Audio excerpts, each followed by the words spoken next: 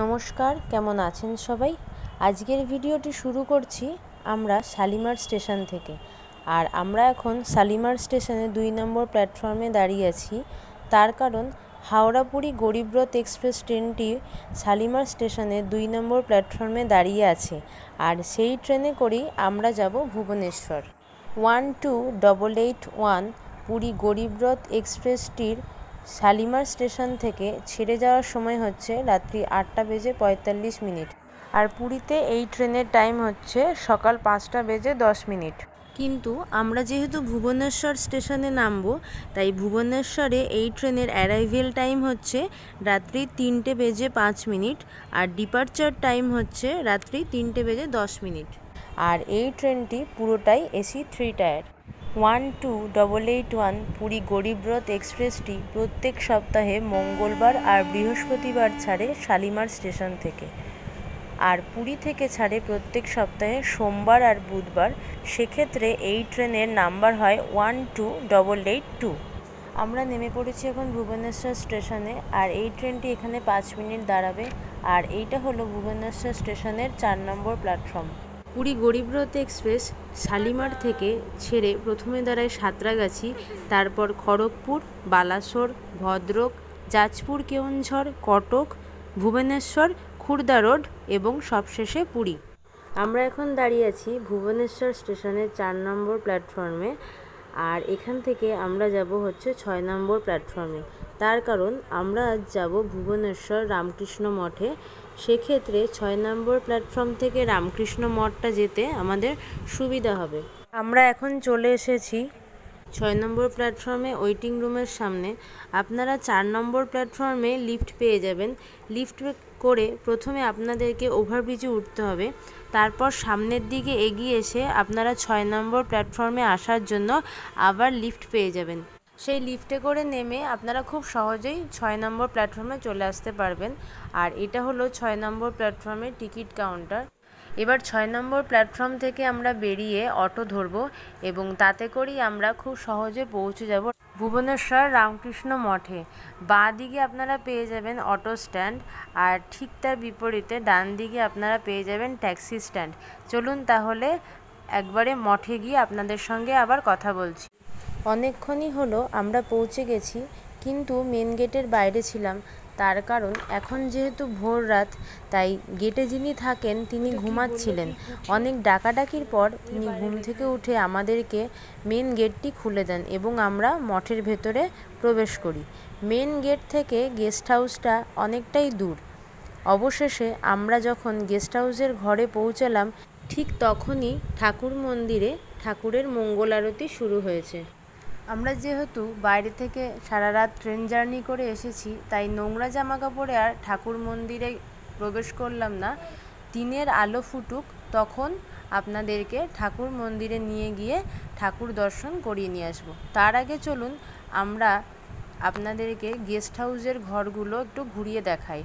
আমাদের room number ছিল 6। এই ঘরে 6টি আলাদা আলাদা একজন করে মানুষ শোয়ার জন্য খাট আছে। তার সঙ্গে একটি করে বালিশ, মশারি ও কম্বলও দেওয়া আছে। এবার চলুন এই ঘরের বাথরুমটা আপনাদেরকে দেখাই। দরজার বাইরেই আপনারা গিজারের সুইচ পেয়ে যাবেন এবং এইখানে একটা আয়না, আর এই যে দরজার পেছনে গিজার আছে। আপনারা দুটো করে বালতি, দুটো মগ, বসার জন্য টুল ইত্যাদি সব কিছুই পেয়ে যাবেন। ঘর আর বাথরুমটা বেশ পরিষ্কার পরিচ্ছন্ন। এবার চলুন আপনাদেরকে গেস্ট হাউসের আরও ঘরগুলো ঘুরিয়ে দেখাই। আমরা চলে এসেছি এখন গেস্ট হাউসের আরেকটি ঘরে। এরকম দরজা দিয়ে ঢুকে আপনারা বাঁ হাতে একটি আলনা পাবেন, তাতে আপনারা জামা কাপড় রাখতে পারবেন। আর এই ঘরে আছে 3টি মানুষ শোয়ার জন্য আলাদা আলাদা খাট, তার সঙ্গে একটি করে কম্বল, মশারি আর বালিশ। আর দরজা দিয়ে ঢুকে এই পাশে আপনারা পাবেন একটি চেয়ার, টেবিল ও জগ, আর তার সাথে জল খাওয়ার জন্য একটি করে গ্লাস। প্রতিটা ঘরেই আপনারা একটি করে চেয়ার, টেবিল পেয়ে যাবেন।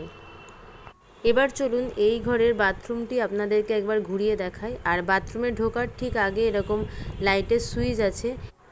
6 নম্বর ঘরের মতো ঠিক এই ঘরে বাথরুমেও আপনারা বেসিন, আয়না দুটো করে বালতি, দুটো মগ, গিজার ইত্যাদি সবই পেয়ে যাবেন। গেস্ট হাউসের প্রত্যেকটা ঘরের বাথরুমের জন্য একই রকমই সুব্যবস্থা আছে এবং তারই সঙ্গে বেশ পরিষ্কার পরিচ্ছন্ন ঘর ও বাথরুমগুলো। সকাল হয়েছে অনেকক্ষণই হলো, আমরা স্নান করে পরিষ্কার পরিচ্ছন্ন হয়ে চলে এসেছি এখন টিফিন খেতে। টিফিনের সময় হচ্ছে সকাল 6:30। এবার চলুন আপনাদেরকে ঠাকুর দর্শন করিয়ে নিয়ে আসি। ভুবনেশ্বর রামকৃষ্ণ মঠে ঠাকুর মন্দিরটি দোতলায় অবস্থিত। আর এই যে দেখুন কতগুলো আশ্রম বালক আসছে, এনারা এখন ঠাকুর মন্দিরে যাচ্ছে। ভুবনেশ্বর রামকৃষ্ণ মঠে প্রত্যেক দিন সকালবেলায় আশ্রম বালকরা গীতা পাঠ করেন। আমরা এখন চলে এসেছি মূল মন্দিরে। এইটা হলো ভুবনেশ্বর রামকৃষ্ণ মঠের ঠাকুর, মা, স্বামীজি ও তারই সঙ্গে সামনে যে ছোট ফটোটা দেখছেন ঠাকুরের নিচে, সেটি হলো ব্রহ্মানন্দ মহারাজের ছবি। এবার চলুন পুরো ঠাকুর মন্দিরটি আপনাদেরকে ঘুরিয়ে দেখাই। রামকৃষ্ণ মঠ এবং মিশন ভুবনেশ্বর হল পুরুষদের জন্য একটি সন্ন্যাসী সংস্থা, যা বাংলার 19 শতকের একজন সাধক ঠাকুর শ্রী রামকৃষ্ণ দ্বারা অস্তিত্বে আনা হয়েছিল। রামকৃষ্ণ মঠ এবং রামকৃষ্ণ মিশনের মূল মন্ত্র হল নিজের মুক্তির জন্য এবং বিশ্বের কল্যাণের জন্য। শ্রী রামকৃষ্ণ মঠ ভুবনেশ্বর হল ওড়িশার রামকৃষ্ণ অর্ডারের প্রথম শাখা কেন্দ্র।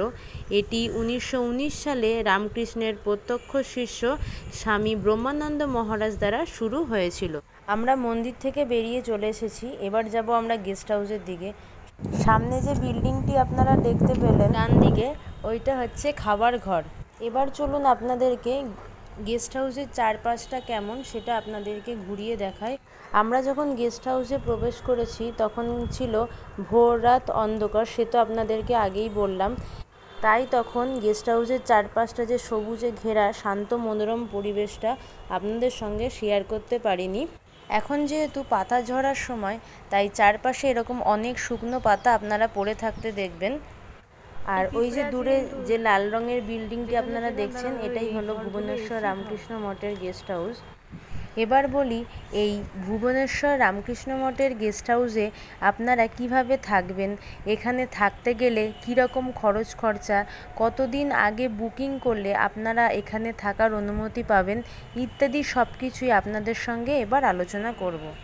ভুবনেশ্বর রামকৃষ্ণ মঠের গেস্ট হাউসে থাকতে গেলে আপনাদেরকে 3 থেকে 4 মাস আগে মেল করতে হবে।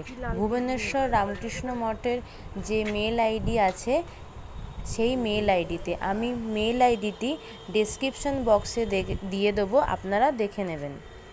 আমরা এখন চলে এসেছি গেস্ট হাউসের 4 নম্বর ঘরে। এই ঘরেও 3টি মানুষ আলাদা আলাদা শোয়ার জন্য বিছানা করে দেওয়া আছে। আর গেস্ট হাউসের যে মেন দরজা দিয়ে ঢুকে আপনারা ডান দিকে এরকম 1, 2, 3 এই দিকে পেয়ে যাবেন 3টি ঘর। এই 3টি ঘরেই এসি আছে। আর আমরা যে 6 নম্বর ঘর আছি, সেই ঘরটির ওপরেও দোতলায় ঘর আছে এবং তার পাশের যে বিল্ডিংটি আছে সেটারও ওপরে দোতলায় ঘর আছে অতিথিদের থাকার জন্য।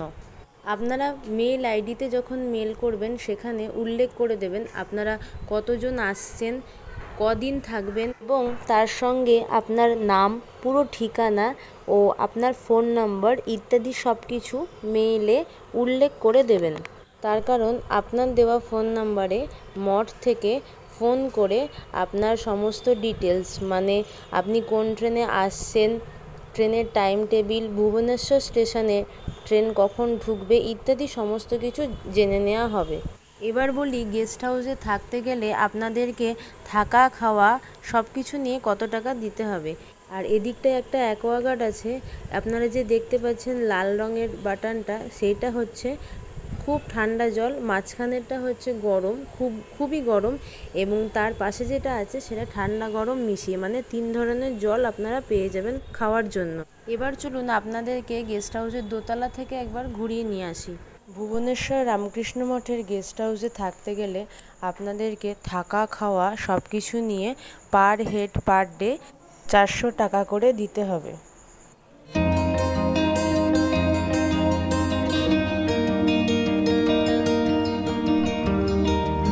চলে এসেছি এসেছি আমরা এখন দোতলায়।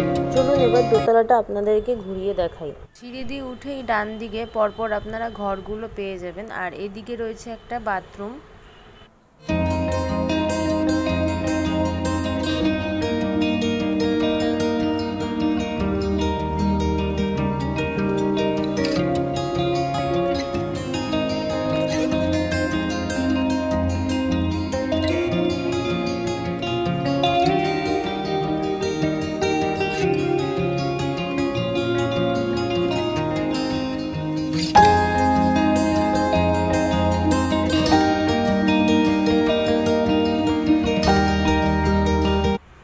আমরা চলে এসেছি এখন নিচে, আর এই যে সামনে যে দরজাটা দেখতে পাচ্ছেন এইটা হচ্ছে 5 নম্বর ঘর, মানে গেস্ট হাউসের এই 5 নম্বর ঘরটা হচ্ছে বাইরের দিকে।